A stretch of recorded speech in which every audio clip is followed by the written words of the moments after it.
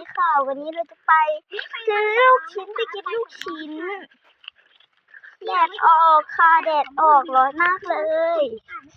ไม่รู้ผิวจะดำไหมคะจะไปกินลูกชิ้นนี่มันอยู่ใกล้ๆต้นมะม่วงร้าน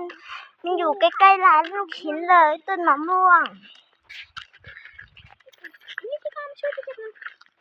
อันนี้พี่ของเราเองค่ะกำลังเก็บเหรียญอยู่ค่ะใช่แล้วค่ะตกอยู่กลางถนนมากันเถอะนะคะ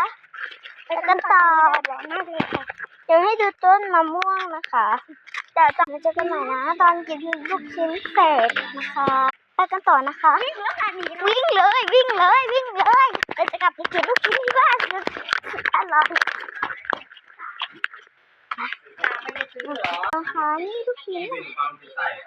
เหมือนกับ6ชิ้นเลยแล้วทำการกดน้ำร้อนใส่ไปที่มาม่าครับแบบนี้เลยนะคะเทน้ำร้อนออกก่อนเพราะว่าเส้นของมาม่าครับเป็นแบบแห้งนะไม่รอช้าก็รีบเอามาม่ามาปรุงแต่งตามใจชอบเราเลยเขย่าเทไปให้หมดทีน้ำซอสของเกาหลีเข้าไป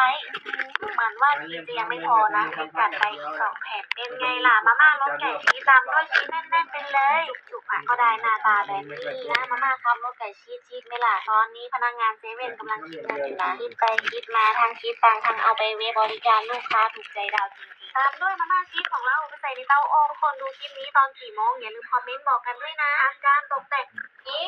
พิมพ์ผักพิมพ์ผักพิมพ์ผักพิมพ์ไม่เอาเขาไปกินก่อนน้ำอ่ะกลับกันนะพิมพ์ผักกลับกันได้ไหมไปค่ะ